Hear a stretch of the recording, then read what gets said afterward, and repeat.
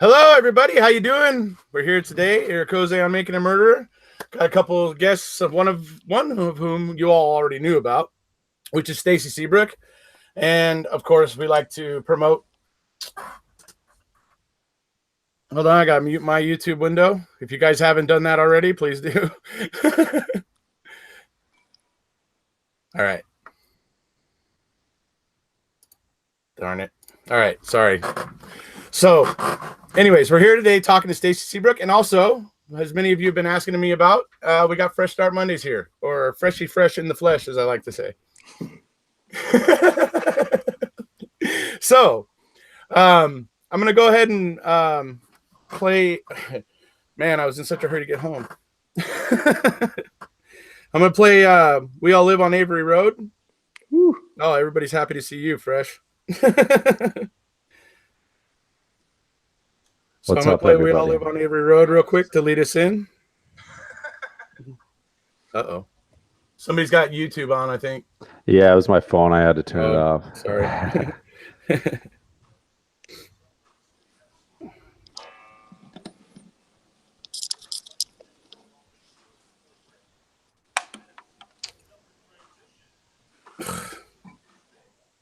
Hold on. Find it in a second.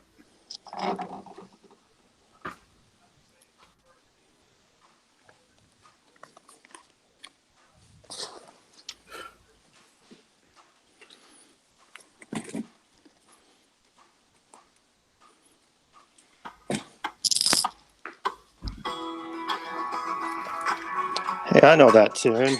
Yeah, love this one, man. Yeah, that was a good one. Hold on a second. See what happens when you're rushing home and you don't quite get it all prepared. Sorry, guys. No, don't be.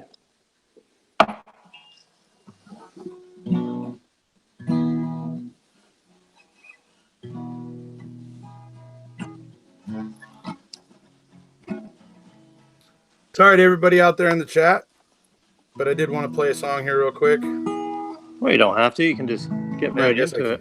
I may as well get by. It doesn't want to connect. All right. Well, anyways, moving on from that. So, anyways, it's a pleasure to have both of you here, of course. And I know a lot of people here are pretty happy to see you guys. And let's see. We'll look at what's going on. Mad love for FSM. You know. Everybody's saying woohoo, awesome, you know. So it's about time, man.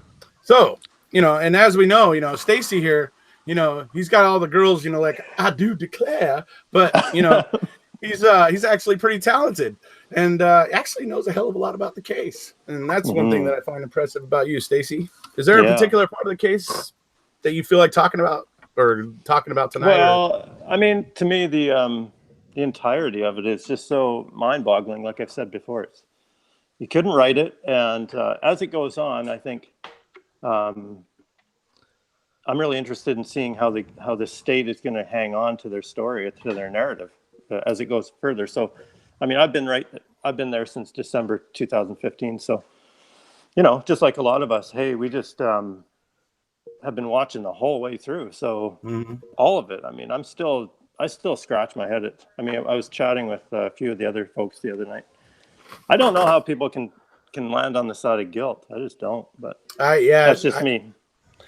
You know, I look at it. You know, you hear the term totality of circumstances thrown around a lot in this case and stuff, and mainly with Brendan. But when I look at the whole thing, the whole mosaic of it all, you got all this fishy looking evidence, but then you got, you know, law enforcement understood that their case was weak, and that looks exactly why they went after Brendan. You know, because I don't know, man. 90% of people, 80% of people that watch that go, oh my God, this kid didn't have anything to do with that.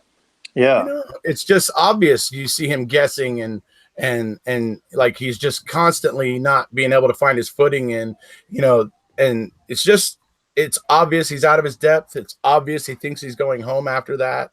I mean, there's so many things that are obvious about it that, you know, it's mind-boggling that people could look at how that was used to strengthen the case against Stephen Avery and not see the bigger implications. And that's why I say it's kind of a totality of circumstances. When you look at how far they were willing to go, it kind of convinces me, that it's all a farce. It's all made up. Yeah. It could very well be that press conference was a product of Ken Kratz's imagination. Yeah, that press conference was how detailed he went into that. It was so Right. just it's so wrong. And it said now, like in an interview, that he would do that part over. So he actually admitted wrong for once. Yeah. Essentially, yeah. In a roundabout way. Yeah, of course. But that's him though. Yeah. That's him. It's just like he won't do anything but a soft interview. So go ahead, Stacy. One of the things that gets me, like, as it goes on, not one, I tweeted this the other day, but it seems like some of the telltale signs of sticking to their guns it seems like no one on the prosecution side will even contemplate that they got it wrong. They're all just steadfast. No, we got it right. And they don't want, and to me, it's like, you can't fake things like, say Brendan, he did all this stuff, but when you look at it, the 10 years he's been in prison, he's no infractions. He donates Dominoes. That's the true character that comes through. The best description is exceedingly benign. That's my favorite. Yeah. That's my favorite right there. And so you see that stuff, and that can't be, there's certain things that can't be fabricated. The other thing that I really liked of MAM too was the dog tracks. You see, you can't fabricate that. You can't train them to do that. And so those things are more telling than any narrative that can be manipulated by the police or law enforcement or whatever. So true. Yeah, it's interesting. It's just I wonder what they're going to do though, because I believe as it climbs into federal appellate court, Kathleen's going to get her shot at the evidentiary hearing, and that's when really this thing really is going to get exciting. Yeah, I think so. I'm excited for the evidentiary hearing. I mean, yeah. I kind of think that's when the sparks are going to start to fly. I mean, oh yeah. Why are they so desperate to keep this out of court? Because they kind of know what's coming. I think and I see that more, like even deeper. I see it. Sorry, I'll give you a second here in a minute here, Alex. But I want to say this. I see it more when you see everybody that's falling away, retiring. Right. Everybody except for Mark Wiegert. Yeah. Don't know why that is, but anyways, everybody but him. And then we got Colburn retires and goes away. We got Link, who was, I think, retired and gone away, maybe even before MAM came out, the first one. You got Robert Herman not seeking re-election as sheriff. So you got all these key players that are looking like they're trying to fall away from it and get away from it at this point. And that, I think, is maybe a little bit telling. So. Yeah, you go for a start. Yeah, you got some. Yeah, absolutely. I think they should all go to Mexico or Canada, maybe get out of the country. Not Canada. No, I don't know where they're going, but all I know is they're getting out of Dodge, or at least that's the way it appears. Yeah, it's really strange being living in Minnesota, and I think anyone who watches the documentary, as biased as everyone wants to call it, even on the radio stations when the second season came out, I was just in the morning driving. Most people think Stephen Avery's guilty, which is kind of crazy to me. I was shocked when I heard the radio stations talking the way they were. It's just there's a weight of evidence. I mean, it's. But it's it blows my mind how obviously I call you, Air Cozy, the black belt of making a murderer, and no one does research like that, and all these people who just point to guilt right away because they look at what Ken Kratz would say, and they just say what they left out. When you go read all this stuff, these articles of the 10 things making a murder left out, it's all such BS. It's exactly. The people who know it's nothing, Exactly. And she wasn't afraid of Stephen, and all these various things that Ken tries to say. Yeah, it's all BS. I actually had the Texas Tech law panel talk part 2. Right. There's a guy who just goes through Ken Kratz's email line by line, and yeah, that was awesome. Yeah. And he talks about how that email was just getting like regurgitated to the news agencies just over and over again. They were all getting a variation of it. All the ones that were reporting about this, what MAM left out was all coming from the Ken Kratz email. So that was always funny. Yeah, you know. Go ahead. Go ahead. Okay.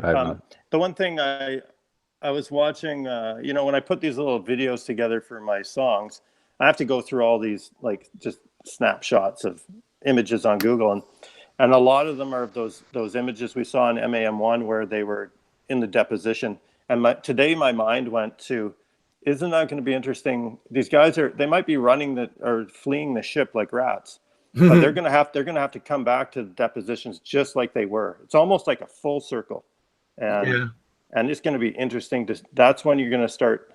They can't wriggle out of it, you know. Well, if it comes to that, that's. Oh, I think it is. I think it will. Yeah, I'm hopeful it is as well. Yeah. But you got to imagine they're going to fight it. Oh yeah. Yeah.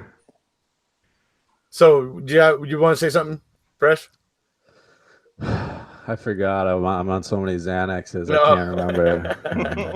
Everyone trolls me on that Bobby Dassey video because the audio's all messed up, and like I don't even know. Looking back at it, I don't know what was wrong with me. I was talking so messed up.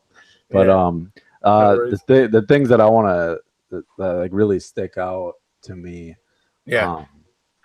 Obviously, Bobby Dassey, the computer. I mean, that alone is a crime. Like what he was searching, and the fact that it's just, I don't know. I have no idea how it wasn't just ignored, it was suppressed. Exactly. You know? Exactly. And, go ahead. I have one question. I don't know if either of you know this, but I see people comment in a lot of my videos that say like Bobby Dassey actually is like no one can find him.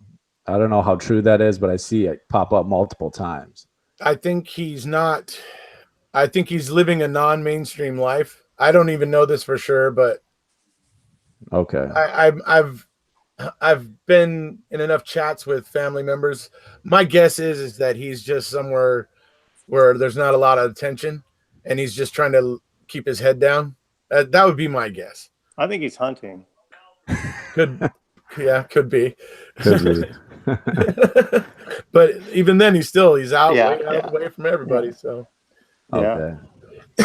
But you know what? Mainly, I think that's just a rumor, though. But yeah, it's hard to tell. I would be too. But back to that, what's interesting is when they take the garage, take their the reasons they took porn from Steven's room, and then they ignore the fact that they found it on the computer. That's going to be really hard to explain. Answer. Yeah. And that's what I mean. They're not going to be able to, if they get into those depositions and people's actual, that's some serious stuff, and their lives are on the line. They can't lie. Lying in a deposition is just perjury. Right. And so I wonder who's going to start. That's what another interesting thing is. Who's going to start turning on who first when it does? In a year and a half or 2 years when it starts. When the house of cards starts to tumble. Yeah, man. Right. It is a house of cards. I mean, there's just something. There's just something going on. There's too many things that just can't be explained. It's just weird. But hey, I want to also comment. Some of those posts coming out of Reddit are just top notch right now. Have you guys seen those? Unbelievable. Like super. Whoever's doing that is impressive. Is it happen to be Case File Reviewer? That's one of them. Yeah, but there's still. I mean, the names keep changing a bit too. Sometimes, like it wasn't that today, but still high level research. I wonder who it is. That's what I heard. That's what I was seeing on Twitter, and I was going to go over and check out Case File Reviewer because apparently Case File Reviewer was the one that helped break the thing about the battery. Yeah. And I found this out last night, but didn't have time to go check it out. But I'm going to go to Reddit probably after I'm done with you guys. And it's a long read. It's a super long read. Yeah. And it's great, but I might have to bookmark it then, but yeah, that's right. I'm betting it's Ken Kratz. Telling on himself. Yeah. Just like getting it all off his chest. Yeah. So where is he, by the way? Anyway, that's the other thing I've noticed.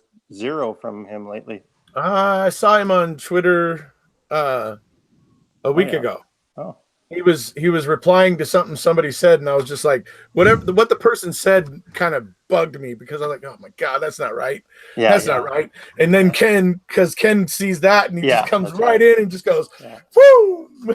It was a setup. Leah set him up, and he hit home run. It could be. That could very well be. But anyways, I want to let everybody know in the chat. Look, I haven't forgotten about you guys, but we're kind of chatting a little bit. I will, in maybe about 10 or 15 minutes, I'll ask for questions from you guys if you want, and we'll see what's up. Just didn't want you to think we were forgetting about you. So let's, I guess, talk about, I don't know, you were talking about the dogs, Stacy. Yeah. Well, the animals, right? Right. Those are the one things that you can't bribe them. They're just going to be whatever their sense is just honest sense. Yeah. Right. It's real-time feedback. Yeah. And you gotta wonder why they weren't very interested in Avery's trailer. Right. But they were very interested in what's going on over by like Cuss Road and over by the Manitowoc County gravel pit. Just because, like I said, you can't bribe the dog. You can't. I mean, there's no way to make the dog sniff the areas you want them to sniff and alert. Or the cattle that got scared. Over all that. Those are the things that you can't. The thing that always sticks in my mind is, see, these guys didn't know there was a documentary being made. There was no fucking chance. Oh, sorry. There was no chance that they were going to get caught in their minds. Zero. They didn't. And as the years went by while this thing was being made, they just got, I mean, it's shocking how much they documented to me. And, one of the things I think is important, because these are fun and we're talking all this stuff. I've been trying to pick my own brain of how can we do more than, because we turned into a bit of an echo chamber. We talk to each other and it's like that. And it's like, how do we, I mean, some of those case rally reviewers stuff, that's like proactive. That's, Jesus, I mean, that's a lot, but there's something for everyone to think about. I have no answers to it yet, but I wonder. I think that's what some of my subscribers are actually working out. Right on. Well, you were in there the other night, Stacy. Yeah, you saw we were chatting with Falcon. Yeah, that's right. Yeah. We're looking to bring more. We're looking to bring more guys like Falcon in. Yeah, that would be an excellent idea. That was actually fun. First start, if you don't know what we're talking about, we've been doing Google Hangouts, not just live on Facebook, but we've been doing a hangout on the side. And so you may have noticed in my first video, a guy named Gary came in. He was his YouTube name is Falcon Apata. Okay. Anyways, we got this whole discussion going with, those of us who believe in the innocence of Stephen Avery and Brendan Dassey against, somebody who believed the opposite, basically. And it creates a very interesting discussion.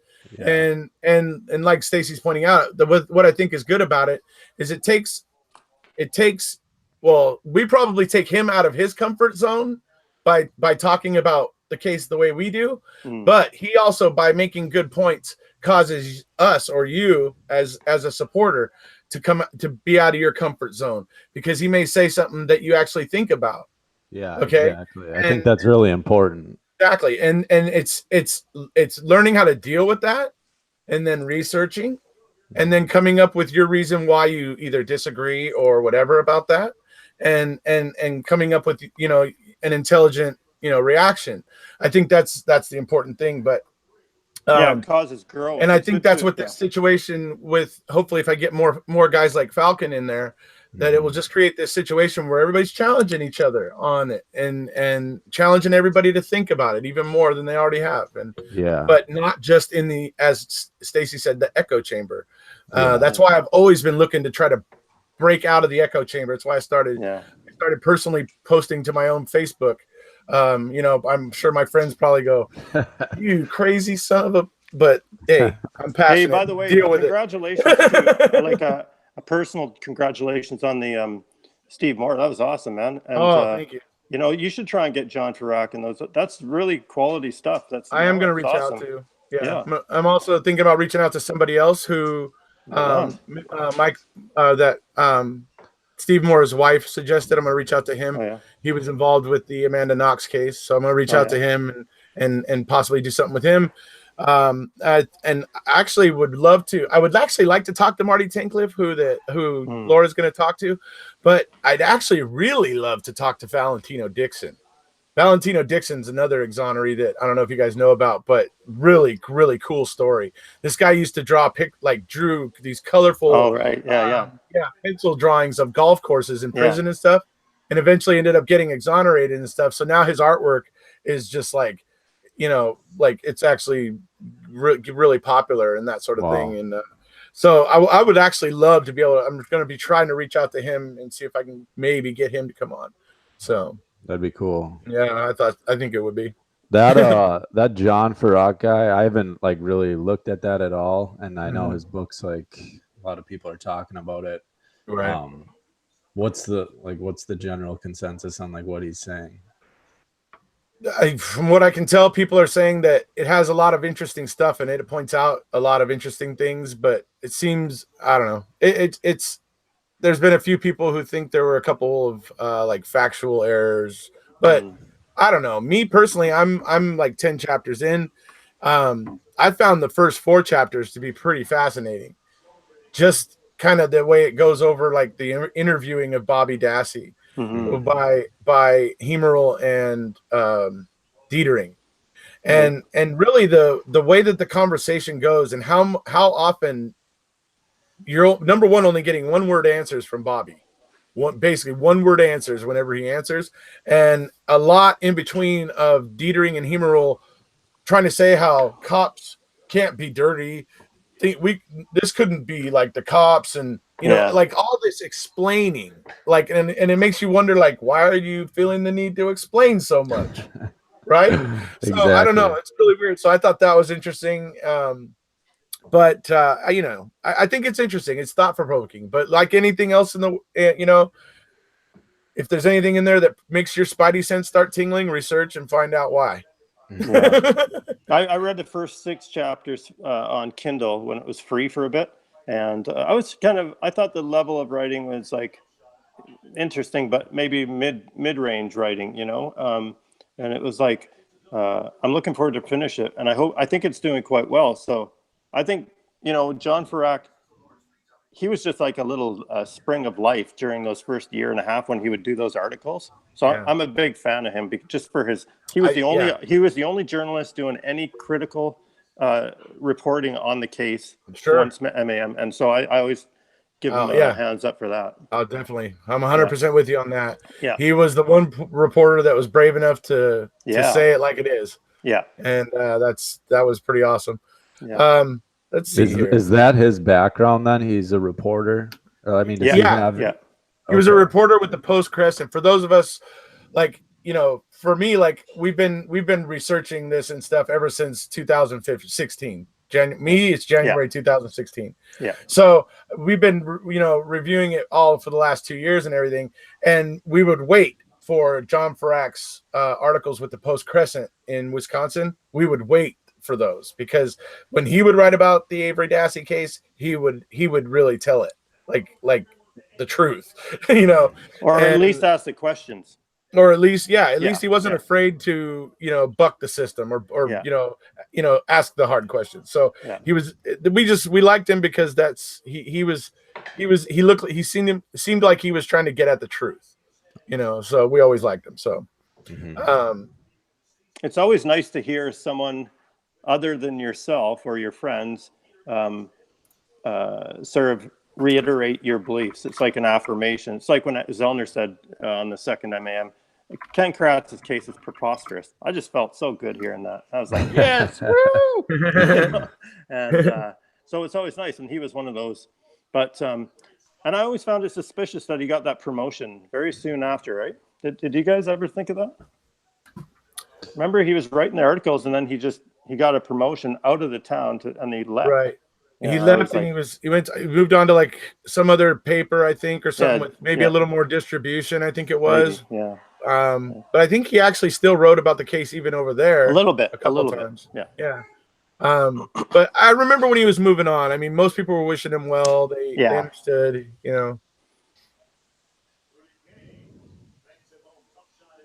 Oh, Travis Hey, Stacy. Yeah. Travis is asking, when are you gonna have a vinyl issue? Oh, soon. I don't know. Yeah, that'd be cool, eh? Yeah. Spin it. Yeah. Hell yeah. Wiki. No. Yeah. Anyway. Don't kiss me. Let's see. Does he have a high-res version of his songs? Two of them, right, on Apple? Those are high-res, right? There's a few, yeah. Now there's the last one, which was like something's going on, should be up there tomorrow or the next day. And then there's TikTok Manitowoc and Brain Fingerprint them all. And I really, I'm gonna have to go here very soon, but I really wish, like, an ideal dream would be like get involved with Zellner and something and do a little benefit album or something. That would be awesome. Right. Yeah, that would be cool. Because she's got, like, she tweeted one like to my song and the viewership went to 120 in an hour, just like boom, know. And I'm not, I'm not into. I don't think many are going to sell, to be honest. But it's nice to get them out there and yeah. So I got a few. Hopefully they're all coming. I'm going back into the studio tomorrow, actually. So tomorrow night. Yeah, cool. Yeah, so that the TikTok Manitowoc's great. I love the way it sounds. Oh yeah, that was cool. That's been around for so long. It's the first time I heard it when he put it on his like intro. I'm like, right on. Yeah. It's funny when Stacy told us, when I had him on the first time, he told us he was walking by his son's room one time and he heard his son singing. That's right. TikTok. And my son, that's how you wrote a catchy tune, man. Yeah, that's right. Yeah, the 14-year-old, eh? Yeah. Playing Fortnite and singing TikTok. Yeah, no. That's awesome. But hopefully I'll get them all out there, actually, eventually. If it's just me, it's just going to take longer because it is a little pricey, Like, eats up roughly $400 or $500 a song. And to put on iTunes? No, just to get them recorded in a studio. Because how much stuff do you actually have on iTunes then? I have like 3 MAM songs and maybe 3 or 4 of my other ones. There's a few that are successful. Oh, sorry. There's a few of them that are just like in the process of getting uploaded. Takes about 2 days. Okay. Yeah. Well, congrats on that. Yeah, it's fun. Yeah, it's fun. Yeah. I'll never play one of your songs for my intro from iTunes ever again. Yeah. I was doing that to promote it on iTunes, and I was like, okay, that bit me in the butt. Won't do that again. Well, it was my fault because I was a newbie and I didn't know what, so I was clicking all sorts of check mark buttons. Yeah, and it's still yellow, so I'm like sitting here going, okay, somebody else is messing with me then here. Yeah. So I was like, all right, I'll stick to the YouTube versions.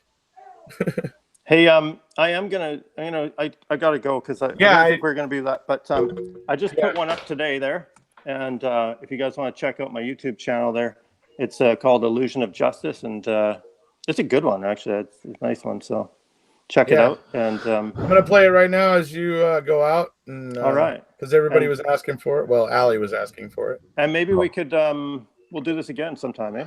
Yeah. I'll be sure to plug those songs now too, for sure. Right on, thanks, and good luck with the kiddo and get some sleep. Need all the luck. No sleep anymore. No. Okay. Hey, okay, you guys. Thanks, dude. Hey, man. We'll see you, buddy. We'll keep in touch, eh? Yeah. Yes. Yeah. Yes, Right on. see you, Stacy. Okay. Bye bye. See you, buddy. So I'm gonna play this song here.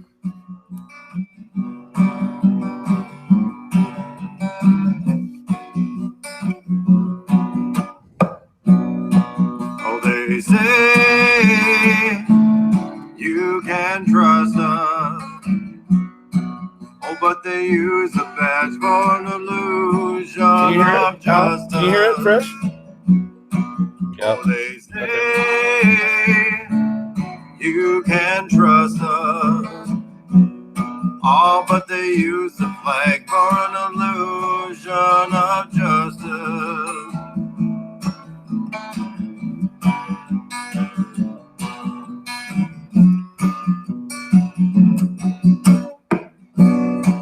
It's indefensible.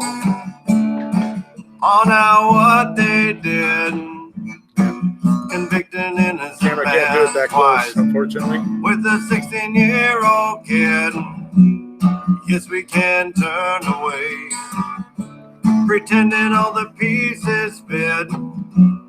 Oh, but if we turn away, we let them get away with it. Oh, they say you can trust us. Oh, but they use the match for an illusion of justice.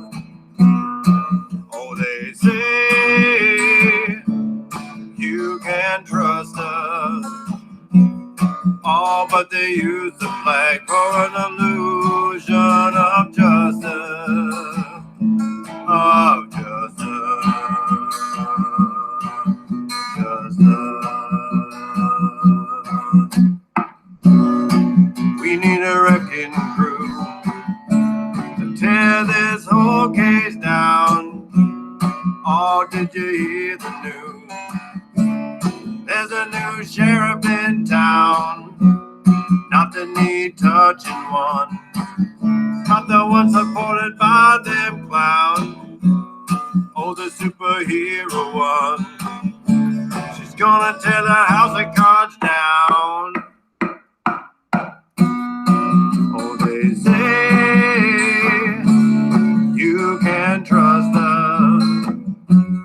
Oh, but they use the badge for an illusion of justice. Oh, they say you can trust us. All they abuse the flag for an illusion of justice. Oh, of justice. Thank you, buddy. Thank you.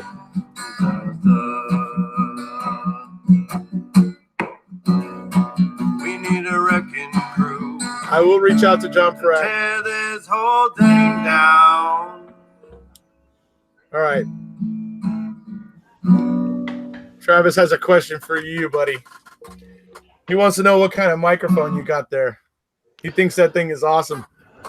This thing is not as awesome as it. It looks a lot more awesome than it is. It's really? Amazon newer. I wanted the boom stick here, so it was like $30, I think, for all this. So I have it plugged just right into an audio box, so an XLR cord.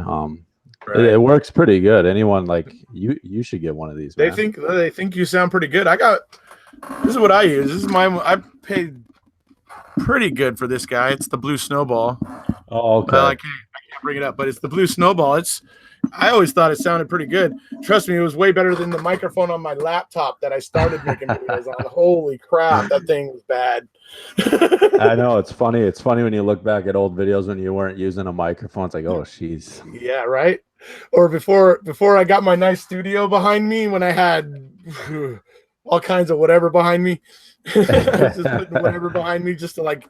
It was like things that didn't even match. It's kind of cool probably seeing your channel growing, knowing like those signs are kind of like just what people are used to seeing. Like, yeah. I mean, I've since I've been watching you, that Challenger Waist sign's been up there for sure. Right. Doors. For a while. Yeah, so that's awesome. So it grows. In fact, I'm probably going to get yelled at by somebody because I really need to. There's a couple of international posters I'm supposed to be putting up there that aren't there yet, and from your subscribers. Well, yeah, and from just supporters of Steven and Brendan. One from who runs the Dutch support group on Facebook, Georgina Stulenbos, and then there was somebody from Ireland who, gosh, I'm so sorry, his name is escaping me, but they sent me the picture of the rally poster from Ireland when they had their rally in 2016. She sent me that image, so I'm gonna end up putting that up for Ireland as a symbol of Ireland's support, international support. Gonna be doing a video with actually Stacy, Paul Capaldi. I think you know who that is. I know who that is. And Mark Hodnott. We're gonna be doing that probably Saturday, and that's gonna be like the international support show, because that's the great thing about Stacy. He's also Canadian, so he showcases the international support. So, anyways, so that's what we're planning on Saturday. So. But hey, everybody in here, somebody in here was saying we should talk about Ryan and Scott. You have anything to say about those two? After watching like the start of the second season, I had some like severe sympathy when I was watching Scott Todick. Like I really did. I don't know. I think it's just obvious. I've mentioned before in my videos too, like seeing everyone age too. I mean, it's easy for everyone who watches this and just be like, they're almost like characters and they kind of forget they're real people. And we don't know. And I felt bad for Scott, honestly, watching it. But I mean, then you go back and look at everything and it's like, it's teeter totter back and forth, you know? It's, I mean, you can't help but wonder, you know, it's like, okay, which is it? She never spent a night away from home without telling somebody. Yeah. Or it wasn't unusual that she was just missing for 3 days and nobody even batted an eye. Exactly. It's like, you know, so it's like, that makes him look a little weird. It's like, dude, what? Yeah, absolutely. You know. I was talking about Todick in the second. Are you talking about Blowdorn? Oh, I was talking about Blowdorn there for a second. Okay. So you're talking about Scott Todick? Okay. Yeah, I thought you were talking about him, but Blowdorn for sure. I mean, he just got totally grazed over. Yeah. Which is that's super weird. Yeah, I mean, seriously, that's always been a big question for me. How is it? You can't have it both ways. Either she didn't usually spend a night away from home like that. I mean, or she did. I mean, which one is it? Because that's the thing that kills me, because nobody cared until what was it, Wednesday? It's like, so you got Tuesday, it's almost 3 days by the time anybody notices she's missing. Yeah, you know, and it's exactly. Like it's bizarre to hear their accounts that she would never be gone for more than a day without telling somebody. It's like, really? What's Kathleen Zellner's investigator's name? Kirby? Oh no, you mean McCrary. Greg McCrary? Then the second season when they were talking to Blowdorn, like he's like, we have a suspect, and he's like, Ryan Hilgis, and then he just kind of goes silent for the rest of it for the most part. I mean, you don't hear about Scott Blowdorn at all. And I mean, I'm just curious to how in depth Kathleen Zellner's actually like looking into what he knows. And like, she pointed the finger at Bobby. Obviously, she suspects Ryan. But I'm curious as to how it all comes together. Because I would imagine she probably thinks Scott is a small fish. If he may just know something, but is what I'm thinking. I think he knows. I think he knows not by choice. That would be a good description. That's kind of how I feel about him, because I mean, I looked at his LinkedIn page too, and he seems like a pretty normal guy, honestly. Right. And I just think he was close with Ryan, right?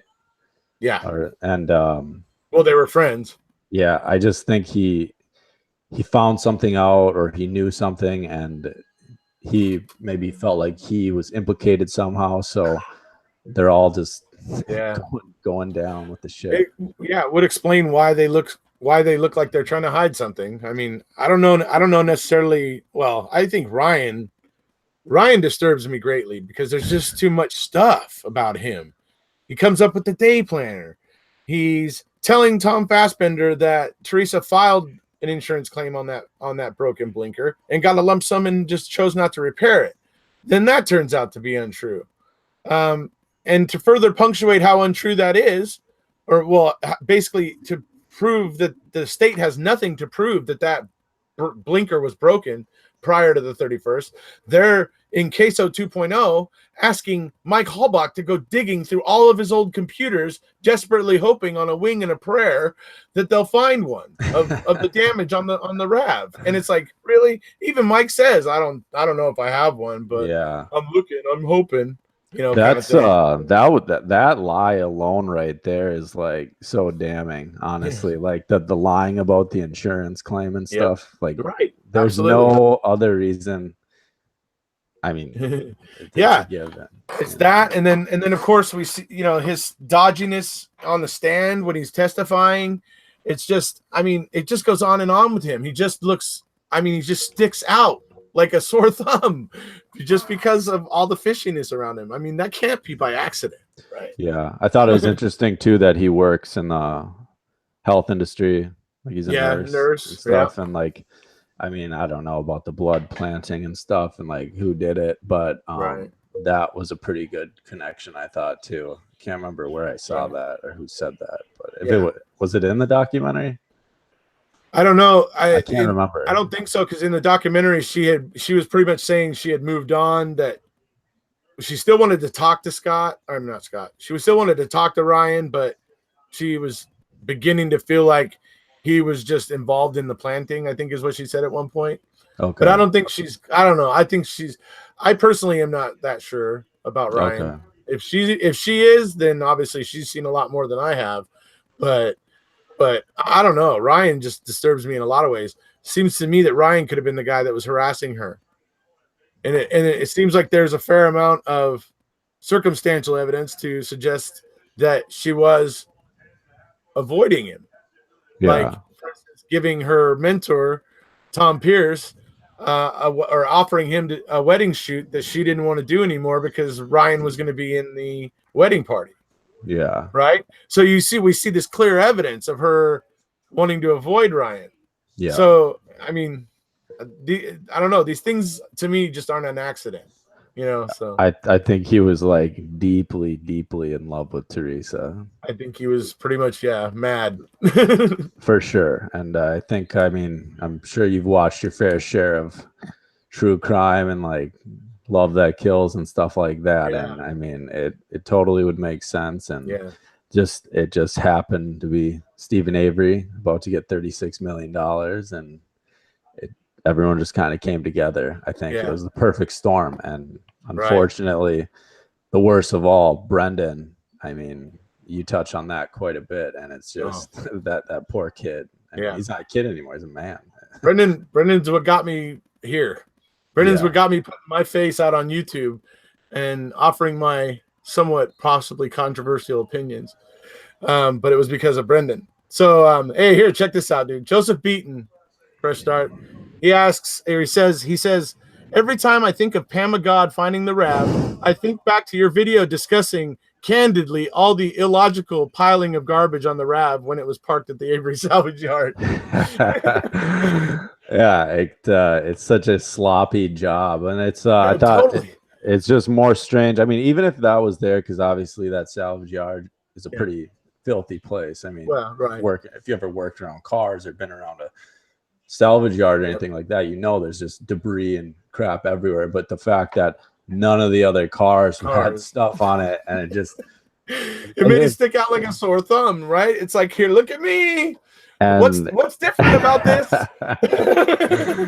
And Stephen Avery and Brendan, I mean, they did such an amazing cleanup job in that garage and bedroom. Oh, right. You think they would maybe try to hide or crush that car or do something a little different, you know? No, apparently they spent too much time pulling their genius off in the trailer and in the garage. They didn't have time for genius over at the RAV4.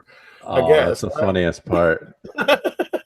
Oh man, Pamela might be my least favorite person in all of it, honestly. I don't know why. It's just she seems very she wanted a lot of attention out of it when she was on the stand, very dramatic and just theatrical almost. Right. You know? Right. Somebody points out that the scratched hands, if they were scratched, there could still be scars on the back of his hand from that, which is kind of an interesting point, actually. Yeah, interesting to see his hands, to see if he had actually just drawn on it, as some people suggest, or if there's actually scars there. It'd be interesting, I think. Are people actually suggesting he drew on his hands? Some folks say that he drew stuff on his hands. There are some people that say that. I'm not one of them, but there are people that say it. It's funny though, because it's like red marks and like. Clearly it looks something happened. It looks like something. It doesn't look like, I don't know. I don't know why you would draw on his hand in that way, but anyway. I don't know. I mean, obviously I haven't seen all your uploads. You have like over 300. Have you ever said what you think actually happened? Like, I never do. Not really. I mean, I dance around it, because for me on this channel, it's not so much trying to say this is what happened, as much as I'm trying to raise the question of what did happen here. Why is Yeah. this such a mess? You know, Yeah. it's I try to focus more on that because, you know, when if I'm, put it this way, if I'm all polarized and completely polarized, then there's a huge portion of people who aren't just not going to want to listen to me at all. But if I Yeah. sit more middle of the road, then I can really kind of hopefully talk to more people. So that's kind Yeah. of the idea. So and as far as theories go, I mean, I think Zellner's evidence that she's coming up with is thought provoking, and would love to see how the state would argue it in court. I mean, Yeah. I want to, the states, if the state thinks it's crap, if it's so easily crap as the state says, then let it into court and prove it crap. If it's that easy, Exactly. right? Exactly. Let's do it. So I think I mean, everyone knows they're too afraid of that, though. You know, right. They're doing everything they possibly can to keep it out. Yep. Do you have any thoughts on the Hall box? Like, what is your just general opinion? My general opinion is that they are people that are in pain, and I generally stay away from them. Mm-hmm. I have wanted to do a Mike Hallbach video several times, and you know, have gotten all fired up to make it, but just don't, because Yeah. you know, on my channel, it's really, I'm trying to, you know, respect all the victims here. Yeah. And that means the Averys and the Dassies too. And it gets increasingly difficult with the evidence that Zellner's turning up. It gets it's a little more difficult every day and everything, right? So I try not to be pointing fingers too much. I try not to, you know, I just try to point out the things that look strange and odd, and why, you know, and call attention to, why is this? You know, this deserves questioning. This deserves a look, you know. Yeah. And then anything in court with Brendan or Steven, obviously I report on. Yeah. The one thing I will say on that, and I'll never make another video on any of the Hall box or anything like that. Do you have siblings? I have a brother. And I always say, like, from the video I made on Mike, it's just the reason that I think of my sister, and if I saw all this conflicting evidence and all these things, I would be in the front trying to push for, I want to see what happened, and I want to know every single thing, you know. And I haven't seen anything like that, and it could just be like they don't want it. They've accepted that she's gone, and they just want it to get put behind them, you know. Sure. And that's totally understandable. But and they feel like this all brings the pain back up again and dredges it all back up again. I could see that, and I do sympathize. But at the same time, though, they got to know it's not going away. Like, it's at this point, it's absolutely not going away. So it is unfortunate for them that the state chose to potentially wrongfully convict a man a second time. It's unfortunate for them that the state made that choice. At least if the state had run a good investigation, an investigation worthy of all the money that they threw into this case. But that didn't happen.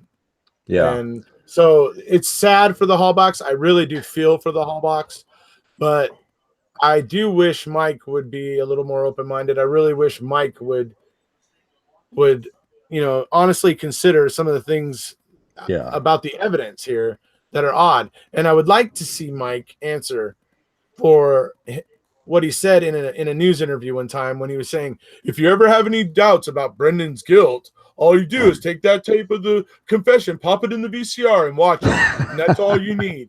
And it's like, dude, come on. And then so one of the reporters behind him actually says, Mike, and he looks, yes. And she's like, oh, have you actually watched it? And he's like, no. And then goes back to, you know, whatever he was doing. And it's just like, oh my Lord, man. And I would like to know if he's actually seen it by this point. Yeah. And if he has, if it raised any little issues for him at all, after he watched it. Cause it's very interesting. I think that thing that not many people think about, that like are defenders of Stephen being in prison, you know, they believe it's the right choice. what they would say to what we just said about how Mike is about everything, and he was the spokesperson for the family. So, I mean, I think he does have a little accountability that needs to be addressed a little bit. I mean, just because, it's touchy. It's really touchy because it's like their sister is gone. And with that being said, I'm sure you've seen a lot of the comments. I'm sure it's on yours everywhere too, about how everyone they say she's not dead. There's the Teresa's alive people. Yeah. What do you think of all that? I mean, it's Teresa is alive is not a theory. I mean, it's just not a theory for me, and it really never was. Mm-hmm. I feel like if she was alive, we'd have proof of it by now. Yeah. The conspiracy theory portion of my my love for conspiracy theories, I play with it a little in my mind just because I go back to her DNA and the bones, and like I mean, I think it's interesting. I'd like to see more of the actual bone, DNA stuff brought into a new trial. So it's Zellner. She's trying to get that skull fragment. Skip Palahniuk wants to get that skull fragment underneath his microscopes. So, there's people lining up to get a better look at the bones. So, for sure. So somebody said, were you planning to go to the rally next year? Possibly. It's where's the rally? It's just right. Rally would be in June. I think it's June 15th. It's one day. It's in Wisconsin. I think there might be other ones.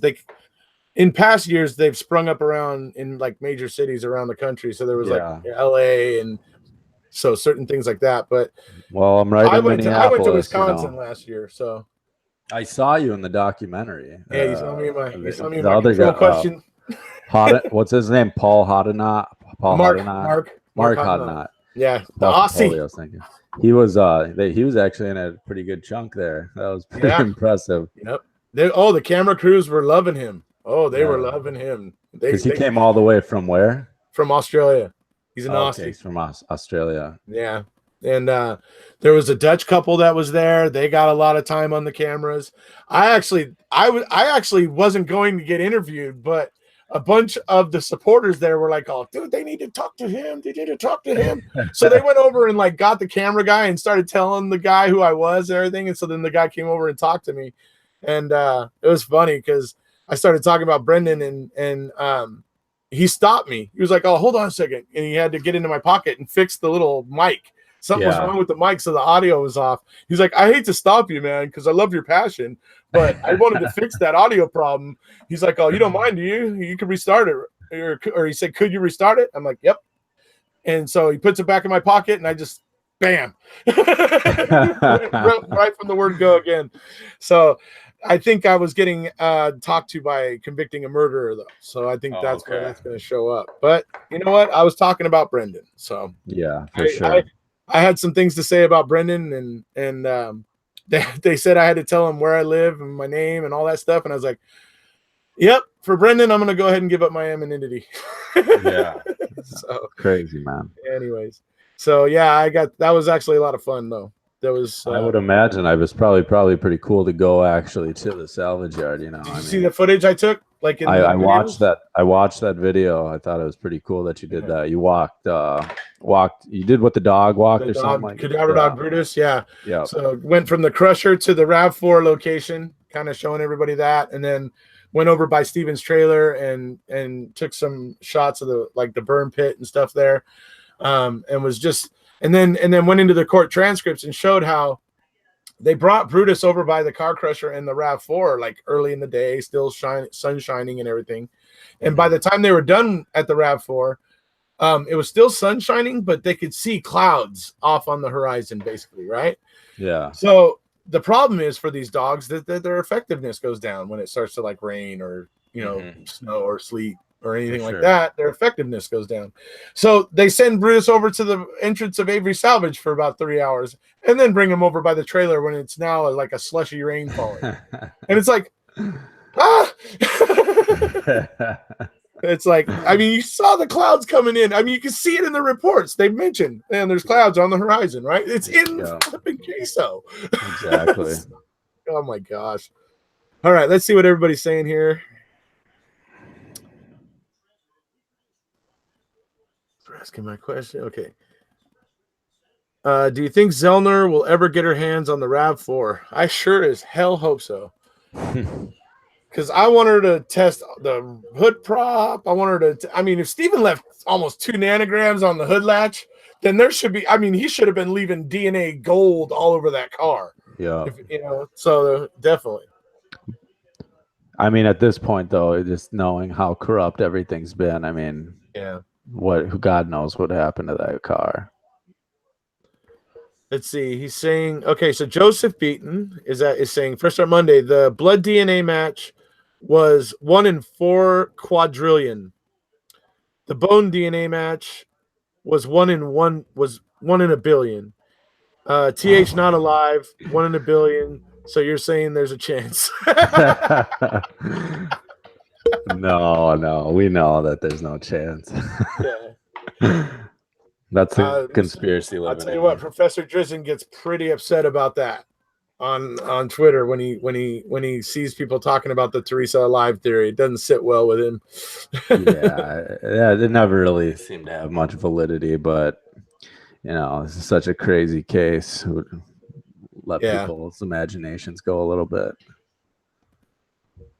Let's see here. Need to check the RAV seat to adjust the handle. Let's see. Will convicting a murderer ever be released? It looks like a high school project, and every promo post on YouTube is a KK bash fest. Who's making that? It's a guy named Sean Reck, RECH. Yeah, he's made some other documentaries, except in those he was exposing the corruption. Here, he's like trying to cover it. I don't get it. But I don't know. Maybe it's actually going to be fair. We'll have to see what it looks like when it comes out. Maybe it's going to be completely even-handed. Yeah. I somehow think that's unlikely, but trying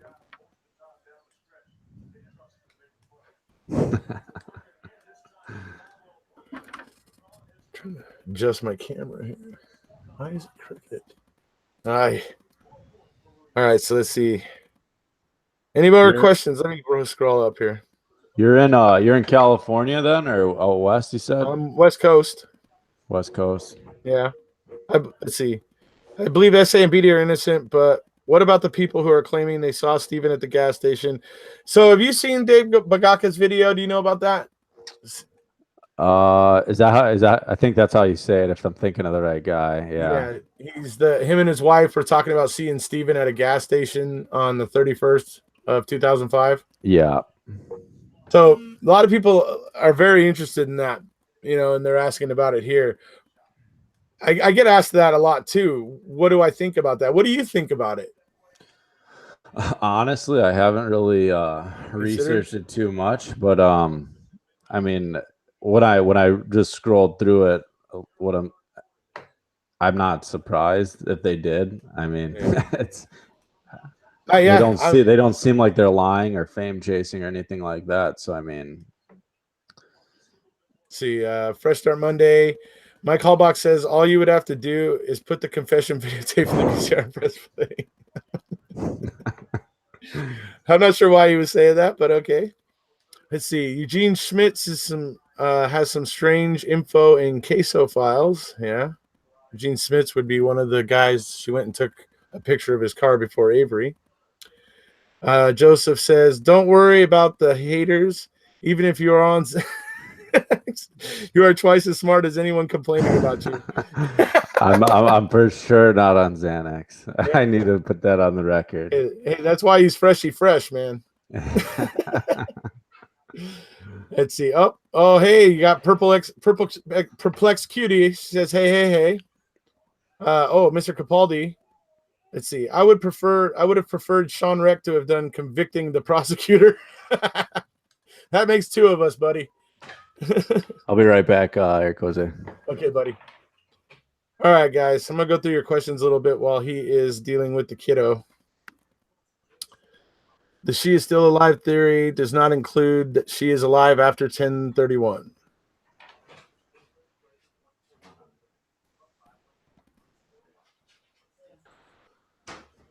Okay, I'm not sure that I even understand how that even would make sense, but okay. Let's see. Could it be possible someone hit TH car when she was on 147, and as she cleans up the damage, they hit her? Some people have theorized that could be what happened. Sean Reck has four YouTube subscribers, not 4,000, not 4 million. 4. Well, I don't think YouTube is where he operates. You back? Hey, buddy. What's up? How to do a baby check? Yeah, I figured. Let's see here. In case crats break glass, gun behind glass. I have found 5 people that said they seen the Rav by the dam. One is a cop. That's good. See, the fact is that this whole thing about the RAV4 being at this dam is getting to be undeniable. Yeah. And then you have the account of the guy who was trying to text Scott Taddick and tell him, hey, I saw that guy that was in Making a Murderer. I told him that I saw a RAV4 at the gas station back in 2005, right? So that guy was sitting there watching Making a Murderer 13 years after all this, right? Or what is it? 10, 13. Yeah, 13 years after all of this, right? And then he's like seeing Colburn and going, "Oh yeah, I remember I told that guy I saw the RAV4 by the dam." Right? Imagine the mind-blowing sensation that dude must have been thinking as he was sitting there watching Colburn testify, right? Yeah. And the fact, I mean, just the text, the text that he sent Taddick. Mm-hmm. Yeah, that, right? And then Taddick, Scott's like ignoring it. It's like, oh man, Scott, just deal with things head on, please. I didn't know about don't scream at your problems. Just deal with things head on, but don't scream at your problems. Yeah, I didn't know about the battery dying though. The car battery. That's why the RAV was just there for so many days. Why they are now? There's a different battery there. Dang, dude, there's so much stuff. Right, that's crazy. And apparently, it's been traced back to a fleet. That battery apparently had a warranty, and it was traced back to some fleet. Is all I'm hearing at this point. Is that a fleet at a sheriff's station? Is that a fleet at a DOJ, station? I mean, I don't know. It's like what fleet is this battery going to have come from? And I'm sure we'll find out December 20th when she files. Yeah. So after she files, I mean, do you know what the timeline is, like as far as like what's the next step, how long it can take? Yeah, so what happens is she files on December 20th, and then from that point a clock starts for the prosecution. They have a certain amount of time, and I believe it's 40 days, might be 30 days, something like that, but they can ask for one extension, and they're pretty much guaranteed one if they need it. And so it could go from either 30 to 60 days, something like that. But generally, but within 30 to 40 days, the prosecution will have to respond to her, motion, and then she will have something like 20 or 25 days to then reply to the state's response. And then at that point, the court will take those 3 written briefs essentially, and then they will either ask for oral arguments or they will make a decision based on the briefs alone. So we're looking at potentially a decision could come around the middle of the year, depending on whether or not the state or Zellner asks for extensions. So I'd put some money down that it's going to get extended last minute. Yeah, probably it could be. I bet the state's probably right now thinking, "Oh boy, we better dot every I and cross every T." So they may ask for an extension. They've been playing it kind of cavalier up to this point, but I think maybe they're starting to see the error in their ways on that. I'm just waiting for the first person to come forward, just admit something. Yep. Let's see, here's some of the other question. Let's see. Bobby hit off a cell tower 5 miles west of where he said he was hunting. Thoughts? 5 miles west of where he said he was hunting. I think 5 miles is beyond the range of a cell tower, isn't it? Over in Wisconsin, who knows? I'm not sure. I'm actually not sure on the range of that, JB. See, Hodnot and I are this is Paul Capaldi. Hodnot and I are wondering if you have explained to Fresh Start Mondays about the control question. And then he says, "Ow!" So that's Paul. But I think I've talked about the control question enough that probably everybody's heard it 5 times and wishes I would shut the hell up about it. I'd like to hear it. Honestly. You want to hear it? You want to hear it? All right. Give it one more time.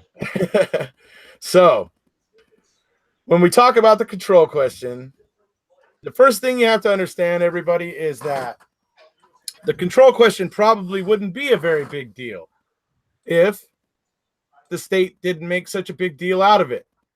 So, what I mean by that is it's a fairly insignificant part, I guess, or at least it's a very tiny part of Brendan's interrogation. But what makes it significant is the fact that Tom Fassbender, when he was going around on every radio show and TV show, and every time they put a mic or a camera in front of him, he would sit there and tell people about how the control question proved that Brendan's guilty because it proved that he was resisting them. So this is absolutely bogus and untrue. The reason why is they make up a fact about Teresa. It's a completely fake fact. It's absolutely untrue. And they tell Brendan that she had a tattoo on her stomach that she didn't have and asked him, "Do you remember that?" To which Brendan says, Okay. Now, as far as control questions go, that was a successful control question for Tom Fassbender and Mark Wiegert. Had Tom Fassbender not spoken anymore. But Tom Fassbender did speak more, and he, I guess, felt Brendan was being a little bit wishy-washy with that answer. And so he goes a little further and asks Brendan, "Do you disagree with me when I say that?" To which Brendan immediately goes into defense mode, doesn't want to be in disagreement with his interrogators, and says no. So that means he says he's saying he is not disagreeing with Tom Fassbender. Well, if he's not disagreeing with him, guess what he's doing? He's agreeing. He's agreeing with Tom Fassbender that Teresa had a tattoo that she didn't have on her stomach.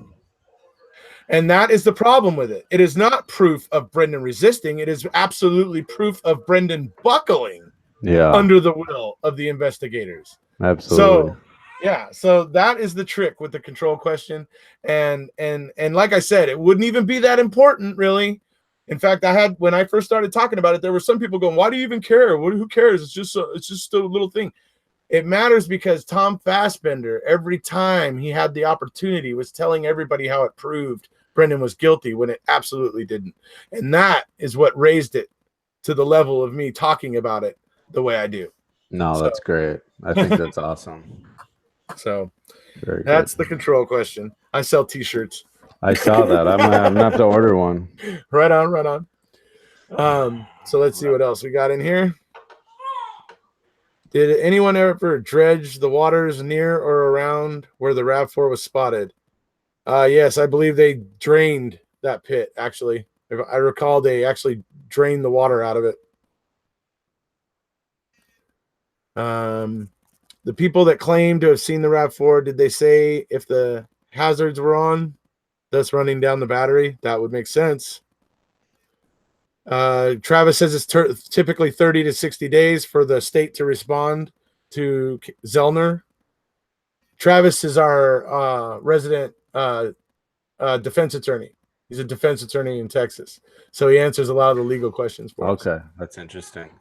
I hate to cut you off here, but I'm gonna have to get going. Actually, I got daddy duties. Sure. I can hear the kid in the background. So, yeah, that's fine, buddy. It was great to have you. And of course, when you're ready to have me come over on your channel, just let me know.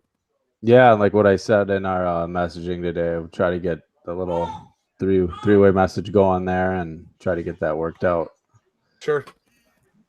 I appreciate you having me on, man. And honestly, really good stuff. And first channel I saw doing the Making a Murder stuff. So right on.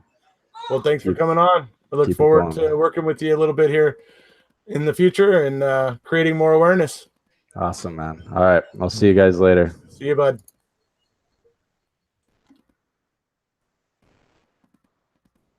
Here he goes. All right, everybody. So that's it. That was Fresh Start.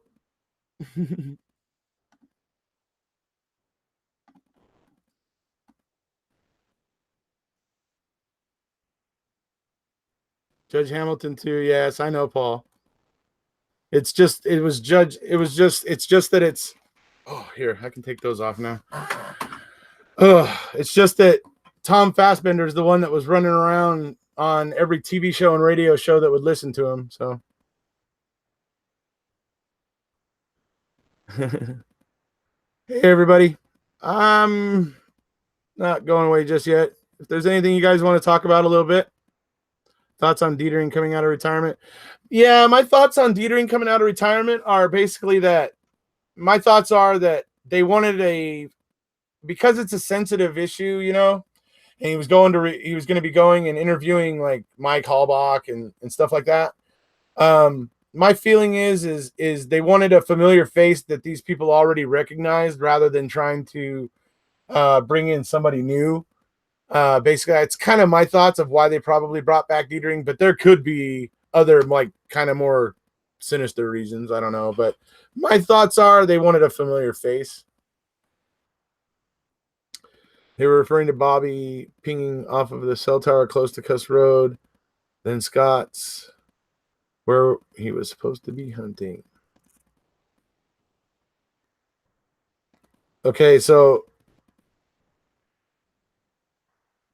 when he was asking 5 miles away, so I was correct that it would have been too far. And but yeah, I didn't understand all the subtext there, Ali. Sorry, but yeah, I see what you're saying now. So yeah, he shouldn't have been pinging that tower 5 miles away from Cuss Road, obviously, or he shouldn't be pinging the one near Cuss Road.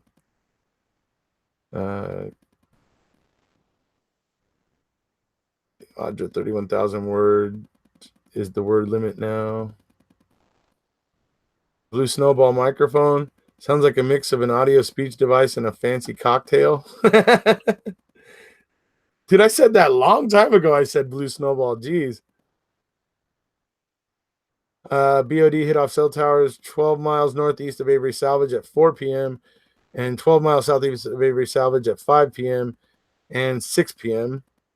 Both locations are at the shoreline of Lake Michigan. Okay. Fed the poor kid fear. Yep. It's not a little thing.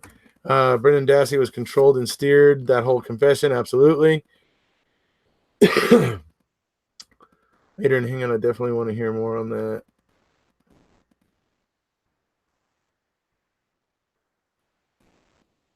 Let's see here. You need to get a P.O. box. We have presents to send you. If you guys want to send me things, if you email me, I will give you a mailing address.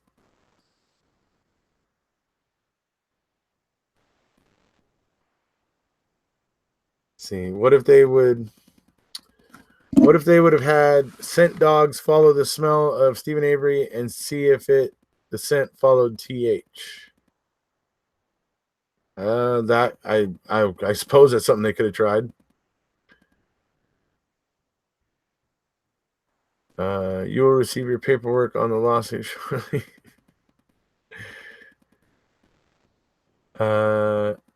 You did email me? Okay, I haven't checked it for. I'm sorry. Look, I didn't check my email yesterday. I'll have to check it afterward. Literally, got home from work and went live because Stacy had a limited amount of time. So I'm really sorry, folks. See, Fear and Loathing, the story of Brendan Dassey confession, definitely. His address is nice try.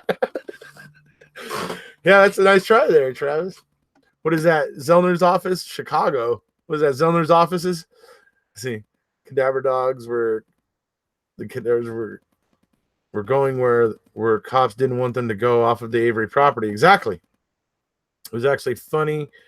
If a person really listened to it, Brendan showed them to be stupid. However they might just be. I have a way of hearing things. Yeah. Let's see. Can we do a roll call on where everyone is from? You guys want to do a roll call? Age is just a number. It's okay. You're busy, not complaining at all. No worries, Julie. No worries. I'll check it out. I'll definitely check it after. Not really. Yeah, because you just gave everybody Zellner's offices. That's what that was, right, Travis?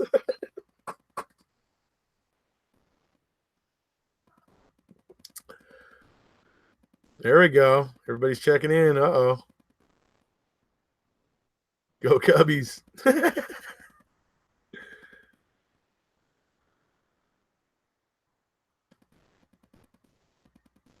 I love it. Australia, California, St. Louis, Team Canada. I love it. She is not in Chicago. She not? I thought I heard that her offices were in Chicago. Am I wrong? I guess maybe. I don't know. But Germany. Let's see. Germany, Louisiana, Bristol, UK. Oh, man. Look at all you go. Look at all you folks. Look at you go. All over the world. And we all meet right here.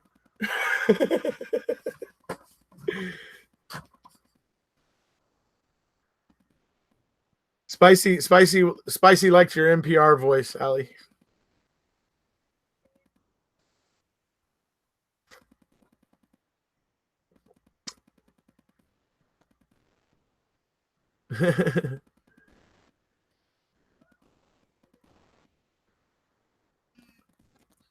"35 miles from the Wisconsin border in Iowa." That's awesome. Oh, that was Wrigley Field. I see. Okay. I wasn't sure. I mean, I just figured I saw Chicago, so, I didn't actually know the address of Wrigley Field, so. Crunch Island.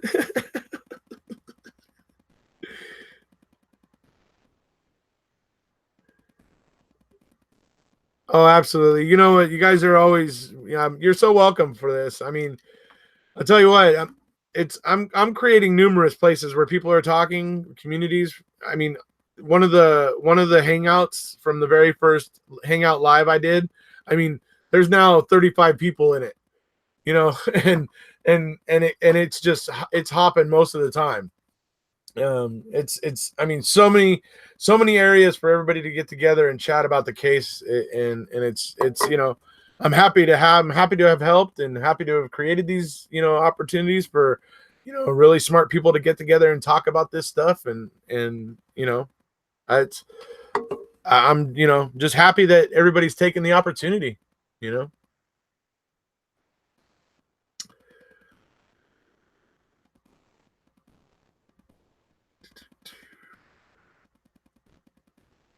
Laura's NYC. Let's see. You pointed at your lap when you said we meet here. Oh, Amber, you have a dirty mind. You are such an inspiration. Thanks for creating a space. Absolutely. Hey, I love it. I love the fact that you guys all just, are so eager to, take advantage of it and get, I mean, seeing your guys' enthusiasm is really a big payoff for me. It makes me feel great to see everybody's just enthusiasm and just, that, I mean, you guys give yourselves a pat on the back too, because you give a crap and you didn't just watch MAM and then just go, well, I'll go back to watching this sitcom. Well, you may have gone back to watching the sitcom, but you decided to get online and actually take an interest. So give yourselves a pat on the back for that. I have an old letter from Brendan when he graduated. Really? Oh. Lucy, I'd consider having one night of fun with him with Hubster's approval. Jesus. That's not the kind of trouble I'm looking for. But I'm very flattered, though, Amber. Very. Let's see. Well, Brendan's situation is what led me to your channel first, Eric Jose. Awesome, Spicy. I mean, hey, look, there's no doubt about it. Brendan is what brought me to the table. Brendan is why I'm here. Well, Brendan's what got me here. As I said, I wasn't all that convinced about Steven in the beginning, but after looking at the totality of things, my opinion is that it looks like there's a bunch of hokey crap going on here, and I can have zero faith in this conviction because the investigation is so piss poor. So therefore, I have reasonable doubt. I know we were fooled by a documentary. I know. I try to remember that when I'm reading documents and my head hurts and my eyes are crossing. I try to remember that how I just only watched a documentary.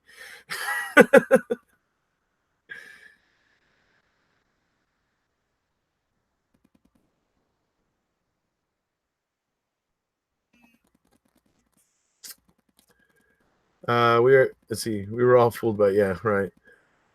Said it before, but out of this terrible thing that happened to TH and then the injustices of SA and BD, some really good positive things have come out.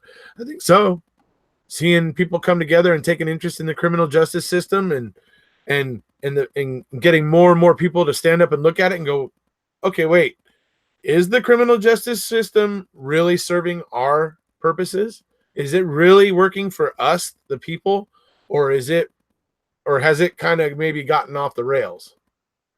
I think it's a valid question. Thank you, Sharon. Hey, look, but Stacy's I do declare, right? That's Stacy, right? Let's see. Are you going to sell your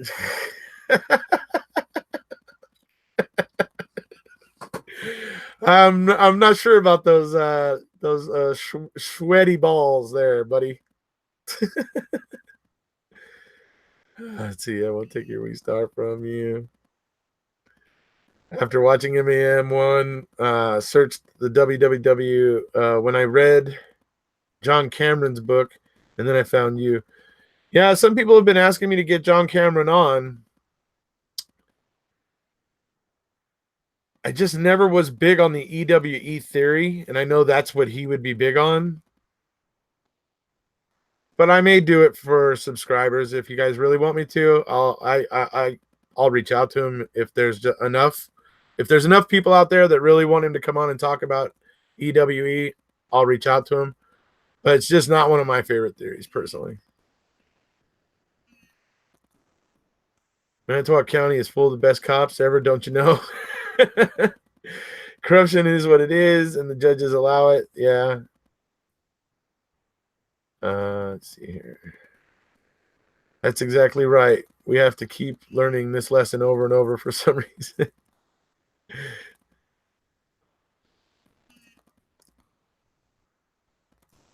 Let's see.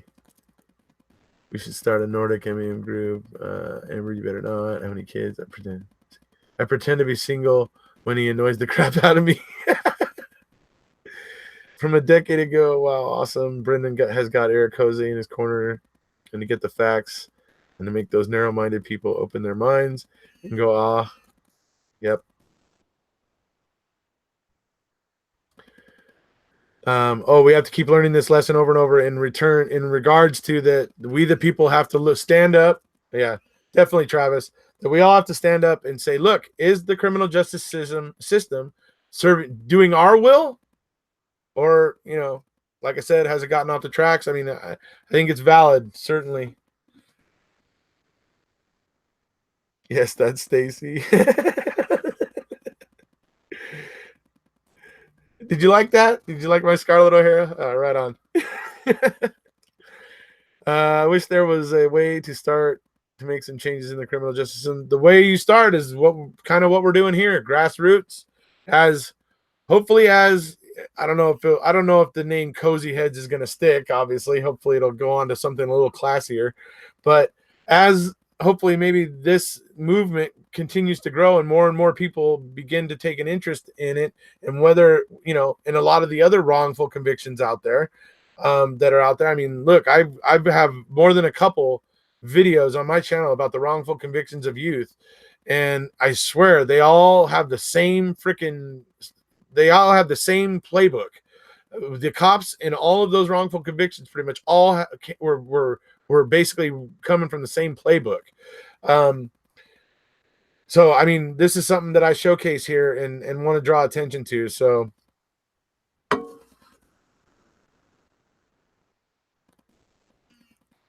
what was the TMZ interview with Zellner about? Anyone watch it? See, the interview KZ did yesterday with TMZ. Yeah, I saw that. That interview. Yeah, you know what? I'll talk about that interview a little bit. Let me see here.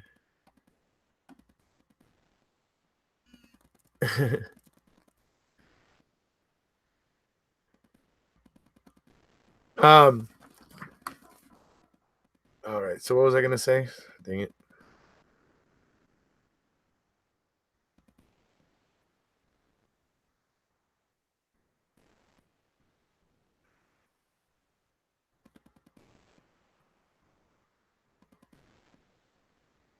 Oh yes, the TMZ interview. So yes. Okay, so I started watching that, and the thing is that got me about it is it was the two people interviewing her. Obviously, clearly, were not very good at hiding their opinion. And the thing that I found interesting is that when they asked their questions and they didn't, I'm at the point of saying they were asking snidely. And man, Kathleen Zellner just didn't even flinch, man. Just all the class in the world, and just came right back at them with something that they were like didn't know what to say. You know, she was just like shutting them down and shutting them up. You know, and you know, by the end of that interview, they weren't like giggling and like smirking quite as much as they were at the beginning. So I thought that was interesting. But I think those two interviewers were kind of being jerks, personally. But I think she still used it to get her message across. I think she actually kind of made them look a little foolish. Let's see. I'm looking red. It could be because I don't have. It could be because I have Google Hangouts up here instead of a white screen lighting up my face. I would buy the cozy hat. I'll work on getting those made. Let's see. Ali Epperson, we're from in the South. Where from in the South? Everyone should wear T-shirts with their solicitor's number front and back. And not guilty. I'm a tourist when visiting Manitowoc County.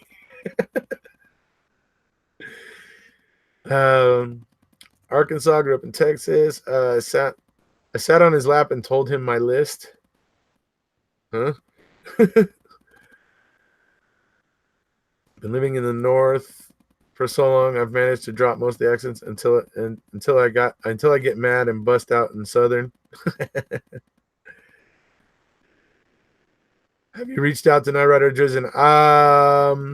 Sort of, and I'm about to try again. Dang it. The cozy heads are blowing up my phone. They made it fall off of my leg. Dang it. Let's see. Don't forget to go to Hangouts.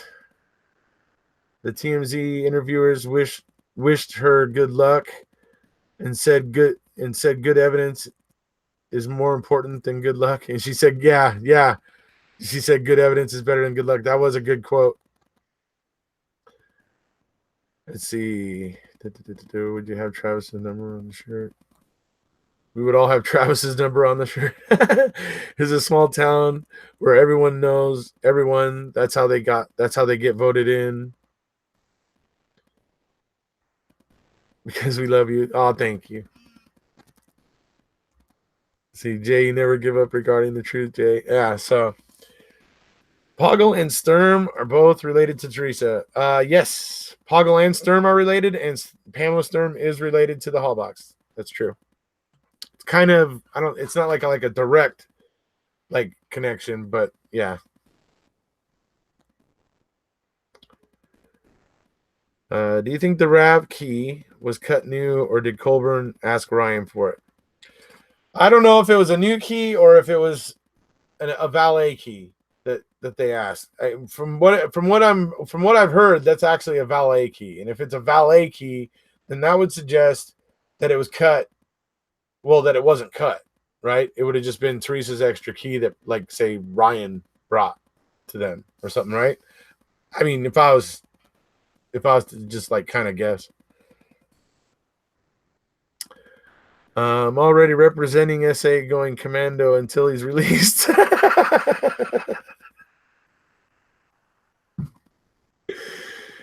Oh, crud. The cozy heads are a colorful bunch, I'll tell you. Was the seat of the Rav moved as if someone taller than Steven or Teresa? That's a fair point. Mike Veely provides Fassbender with his detailed report regarding the Dassey computer, 51206. Michael Kelly interviews or calls Bobby, Fassbender, and Dietering on 51306. Brendan confesses again.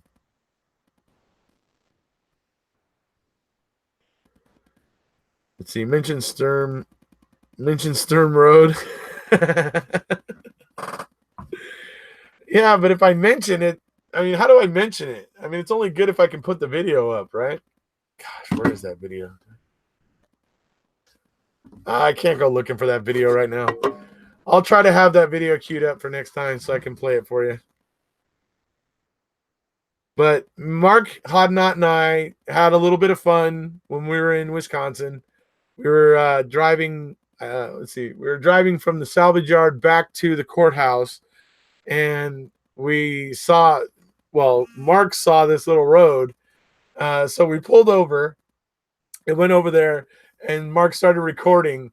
And there's a little video clip that is pretty hilarious. I put it in a couple of videos, but good God, I couldn't tell you which ones it's in now. Actually, it might be in.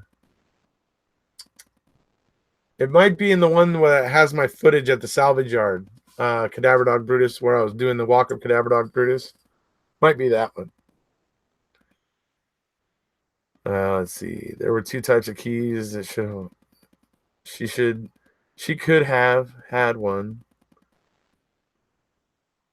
There's a keyless entry option. One is a valet style, right? Don't get me started on the VIN number. I have major issues with the VIN. I want to go to the rally. Yeah, it was fun. I really had a lot of fun. It's only going to be one day this year, though. It's kind of a bummer. To Jose, what's your take on the Ellie response time to the RAV4 Discovery? World record has to be, right? Yes, absolutely. In fact, it's funny. If you follow, I think it was Remaker's reports, Remaker actually somehow travels, like, according to his reports, he somehow travels back in time on his way to the salvage yard. It's kind of funny.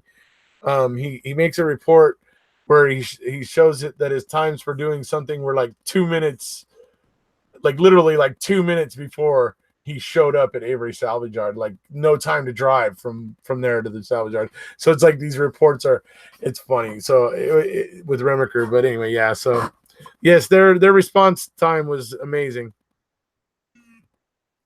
But what if we are already commando?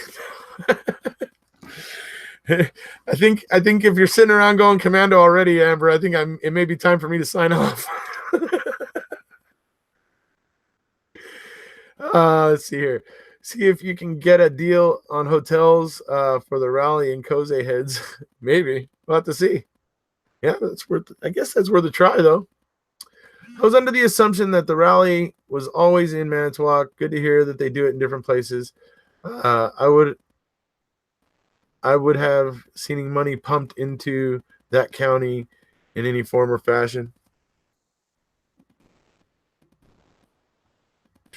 Yeah.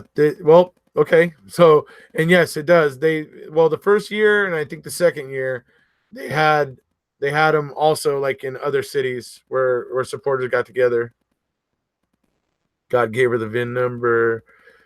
Yeah, now I see. Me too, Travis.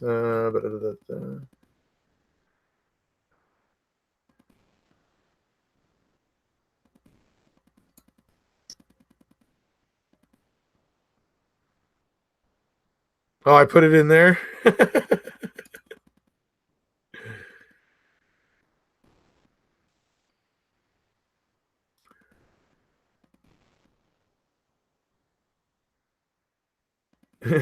There you go. Amber's on it. Manitowoc has DeLoreans for cop cars. Really? I didn't see any DeLoreans. Let's see. The bin is not a mystery. Somewhere when Sturm finds the RAV, it has plates on it. At least in the pictures I saw. And now they're saying fold and toss in another car. I don't think I saw plates on it. Anyone who goes to the rally must go commando. Is it with you guys going commando? Everybody's got commando on the brain.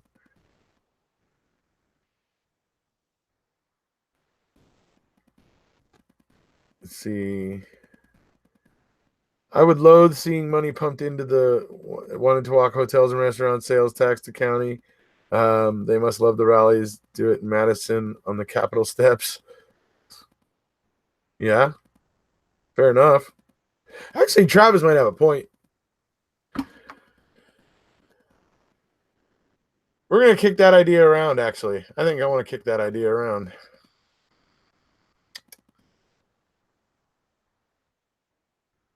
See, a lot of people go a day or two ahead of time and plan to stay a day after. Not me. I showed up. Let's see. I showed up the morning of because I left my destination at pretty much midnight and ended up arriving in Wisconsin around, I think it was 8 o'clock in the morning. Got my rental car and then was into town. But then I booked my flight back on Friday night. And I really wish I would have booked it for Saturday now because I was kind of bummed out leaving on Friday. There's going to be a big old party over at Carla Chase's and everything. And I kind of missed out on all that. And I wish I hadn't now, but live and learn.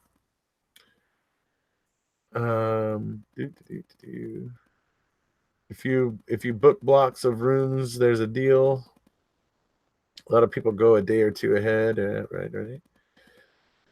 How far is Madison from Manitowoc? I don't even know what commando is, so it wouldn't be me.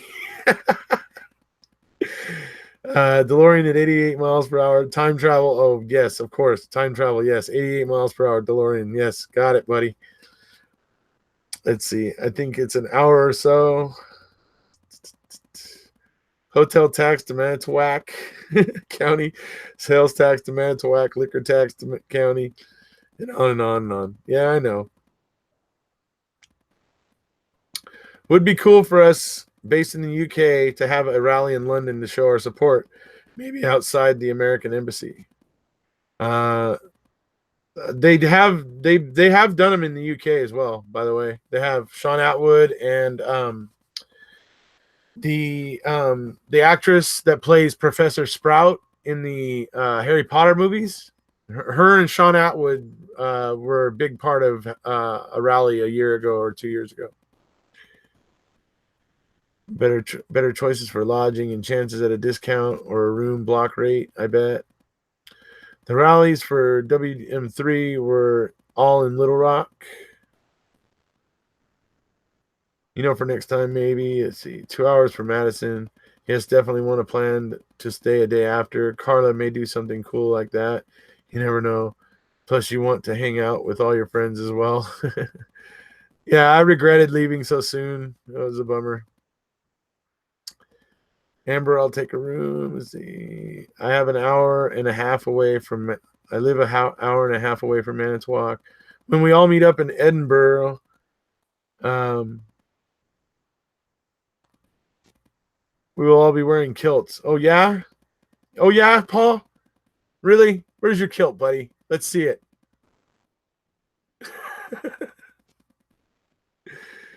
Let's see. Maybe Al and Dolores would be willing to allow campsites to be rented. All the camping fees go directly to them.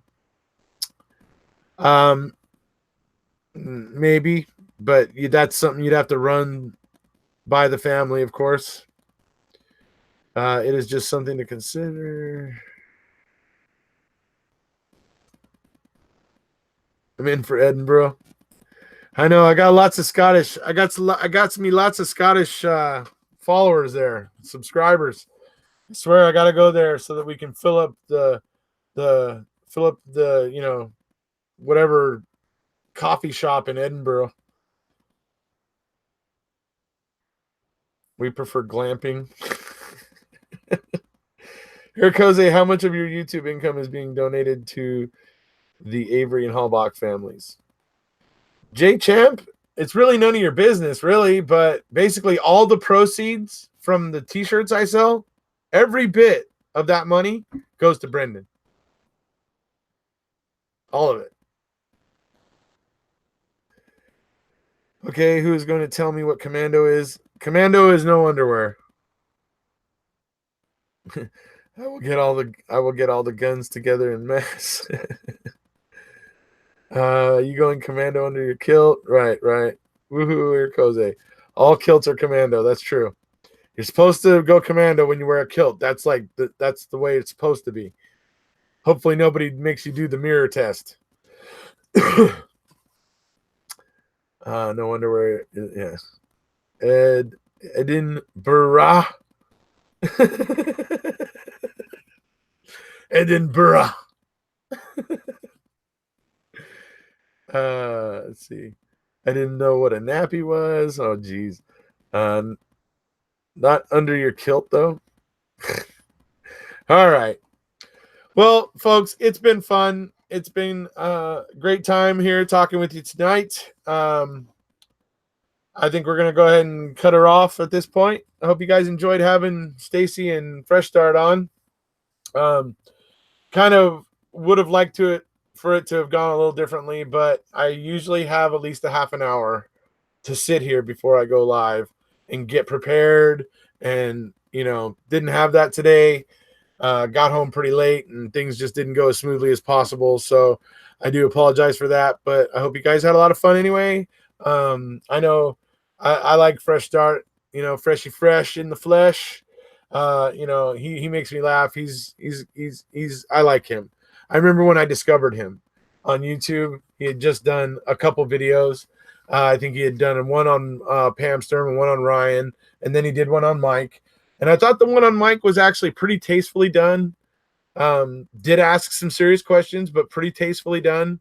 So he really impressed me from the word go. When I first saw his videos, so I was immediately like retweeting his videos and talking about him because I thought I liked what I saw. I just liked what I saw. And I was also at that time where, I don't know if you guys know, like around Christmas time last year, I was making a really full-on effort to get people to come out of their shells and upload a video to YouTube talking about why they, support Steven and or Brendan. And then when I saw him, it was like, that was kind of the thing I was hoping and looking for. And when I saw him, I don't know that he actually responded to me, but he was already, building his YouTube channel and decided to talk about making a murderer. When he did, I thought he was brilliant. So I started supporting him, and it's great to see that he's having a lot of success right now. He's actually doing pretty well. When he does a making a murderer video, he definitely gets, like 5 to 10,000, views on it pretty quick.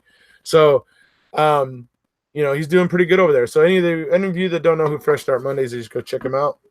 It was also a pleasure to talk to Stacy tonight. I wish I would have had more time with him. Unfortunately, work just didn't. Today it was just not good. So, yeah, thank you guys. Thank you.